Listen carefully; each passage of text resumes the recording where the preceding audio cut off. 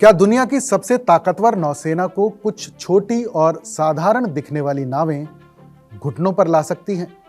President Donald Trump कह रहे हैं कि उन्होंने ईरानी नौसेना को समुद्र की गहराइयों में दफन कर दिया है, लेकिन फिर भी तेल की सप्लाई रुकी हुई है। आखिर ईरान के पास वो कौन सा सीक्रेट बेड़ा है जिसे दुनिया मच्छर सेना कह रही है और जिसने सुपर पावर के आधुनिक रडार को भी नाकाम कर दिया है? नमस्कार, आदाब। मैं हूं फरीद अली और आप देख रहे हैं क्लियर कट।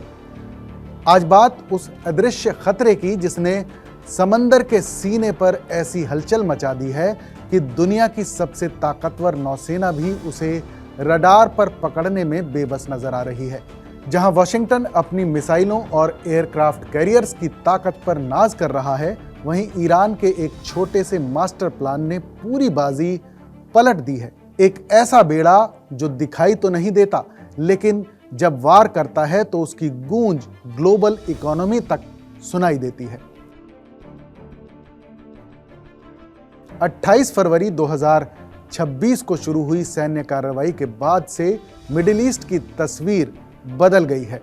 अमेरिका ने ईरान के कई बड़े युद्धपोतों, पनडुब्बियों और मिसाइल अड्डों को मलबे में तब्दील करने का दावा किया है। प्रेसिडेंट डोनाल्ड ट्रंप ने अपनी हालिया ट्रुथ सोशल पोस्ट में बड़े गर्व से लिखा कि ईरान की नौसेना समुद्र के तल पर पड़ी है। 158 जहाज पूरी तरह खत्म हो चुके हैं, लेकिन विशेषज्ञों का मानना है कि ट्रंप एक बहुत बड़ी गलती कर रहे हैं। वो उन छोटी नावों को नजरअंदाज कर रहे हैं जिन्हें फास्ट अटैक क्राफ्ट्स कहा जाता है। डिफेंस एनालिस्ट एलेक्स प्लेटसास के मुताबिक ईरान का युद्ध बड़े जहाज़ों के दम पर था ही नहीं, ये तो उस झुंड यानी स्वाम पर सवार है जिसे ट्रैक करना नामुमकिन है। इस्लामिक रेवोल्यूशनरी गार्ड कॉर्प्स यानी IRGC ने सालों से एक छाया नौसेना यानी शैडो नेवी तैयार की है। ये रणनीति पारंपरिक युद्ध की नहीं बल्कि असममित युद्ध यानी एसिमेट्रिक वॉरफेयर की है। इसमें हजारों की तादाद में छोटी, बेहद तेज और हल्की नौकाएं शामिल हैं। ये नावें रडार पर एक बिंदी जैसी भी नहीं दिखती। इनकी ताकत इनकी संख्या और रफ्तार है। ये नावें 100 नॉट्स यानी करीब 185 किलोमीटर प्रति घंटे की रफ्तार से समुद्र की लहरों पर दौड़ सकती हैं।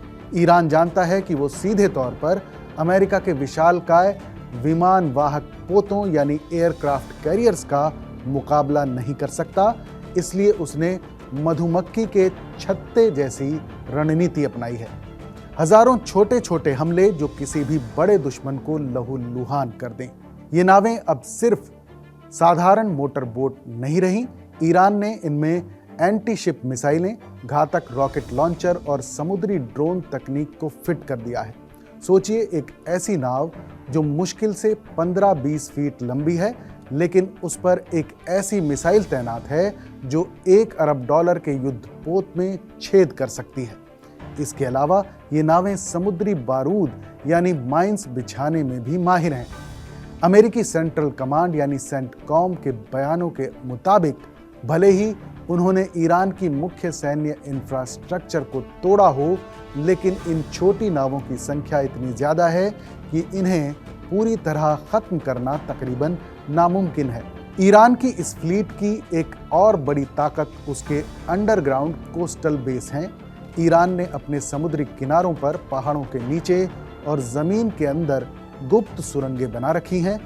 ये नावें सीधे समुद्र से निकलती हैं और हमला करके वापस अपनी गुफाओं में समा जाती हैं। उपग्रहों यानी सैटेलाइट्स के लिए भी इन्हें ट्रैक करना मुश्किल है, क्योंकि इनका कोई स्थायी ठिकाना नहीं होता। पेंटागन के पूर्व अधिकारियों का कहना है कि आप उन चीज़ों को नहीं मार सकते जिन्हें आप देख ही नहीं सकते। ये हिट एंड रन तकनीक दुश्मन को संभालने का मौका तक नहीं देती। स्ट्रेट ऑफ हॉर्मुज, दुनिया की रग पर ईरान का हाथ। ईरान की इस पूरी रणनीति का केंद्र है स्ट्रेट ऑफ हॉर्मुज। ये दुनिया का सबसे अहम तेल मार्ग है, जहां से वैश्विक तेल आपूर्ति का लगभग 5वां हिस्सा गुजरता है। ईरान को इस रास्ते को स्थायी रूप से बंद करने की जरूरत नहीं है, उसे बस इसे खतरनाक बनाना है। एलेक्स क्लिटसास कहते हैं कि आधुनिक नौसैनिक युद्ध में आपको समुद्र पर कब्जा करने की जरूरत नहीं होती, आपको बस उसे इतना असुरक्षित बना देना होता है कि कोई व्यापारी जहाज वहां से गुजरने की हिम्मत ही न करे। ईरान की मच्छर सेना ने यही किया है। जैसे ही तेल के टैंकर मालिकों को पता चलता है कि ड्रोन और छोटी नावें हमला कर रही हैं, वो रास्ता बदल लेते हैं या जहाज खड़े कर देते हैं, जिससे दुनिया भर के बाजारों में हाहाकार मच जाता है। प्रेसिडेंट डोनाल्ड ट्रंप ने सोमवार को इन छोटी नावों को न्यूनतम खतरा यानी मिनिमल थ्रेट बताकर खारिज कर दिया था। उन्होंने कहा था कि हमने मुख्य नौसेना को खत्म कर दिया है और ये छोटी नावें कोई मायने नहीं रखती। लेकिन हकीकत ये है कि इन मामूली नावों ने हॉर्मुज स्ट्रेट को चोक कर दिया है। विशेषज्ञों का कहना है कि एक सुपर पावर के लिए ये स्थिति बहुत अपमानजनक है। अटलांटिक काउंसिल के फेलो एलेक्स क्लिटसास कहते हैं कि हमने उनका 80 से 90% मिसाइल और ड्रोन भंडार खत्म कर दिया होगा, लेकिन फिर भी वो हमें चुनौती दे रहे हैं और तेल की सप्लाई रोक रहे हैं। ये दिखाता है कि युद्ध का पैमाना अब बदल चुका है। अमेरिकी रणनीतिकारों के लिए सबसे बड़ी चिंता ये नहीं है कि ईरान के पास क्या बचा है, बल्कि ये है कि ईरान कितना सहने को तैयार है। ईरान इस संघर्ष को अपने अस्तित्व की लड़ाई यानी एग्जिस्टेंशियल थ्रेट के रूप में देख रहा है। विश्लेषकों का मानना है कि ईरानी नेतृत्व इस हद तक जाने को तैयार है कि उनका देश गरीब हो जाए, उनकी 70% सेना खत्म हो जाए, लेकिन वो झुकेंगे नहीं जब तक वो जिंदा है। अमेरिकी सेना अब इस सवाल का जवाब तलाश रही है कि आखिर ईरान का ब्रेक पॉइंट क्या है, यानी वो कौन सी सीमा है जिसके बाद ईरान सरेंडर कर सकता है, और अब तक अमेरिका उस सीमा को नहीं तलाश पाया है।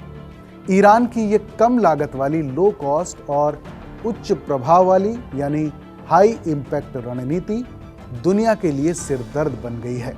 कुछ ड्रोन और कुछ छोटी नावें दुनिया के सबसे बड़े रणनीतिक जलमार्ग को खतरे में डाल सकती हैं। इससे न सिर्फ तेल की कीमतें बढ़ रही हैं, बल्कि बीमा यानी इंश्योरेंस की दरें भी आसमान छू रही हैं। अगर ये गतिरोध जारी रहा तो वैश्विक अर्थव्यवस्था को अरबों डॉलर का नुकसान होगा। ईरान जानता है कि यही उसका सबसे बड़ा हथियार है, दुश्मन को सीधे जंग में हराने के बजाय उसे आर्थिक रूप से खोखला कर देना। अंत में सवाल ये नहीं कि किसके पास बड़े जहाज हैं, बल्कि सवाल ये है कि समुद्र के इन संकरे रास्तों में कौन ज्यादा टिक सकता है। ईरान की मच्छर सेना ने साबित कर दिया है कि आधुनिक युद्ध में छोटा होना ही कभी-कभी सबसे बड़ी ताकत बन जाता है। क्या अमेरिका इस चुनौती का कोई तोड़ निकाल पाएगा, या ये छोटी नावें ही 2026 की सबसे बड़ी समुद्री जीत दर्ज करेंगी? क्लियर कट में फिलहाल बस इतना ही।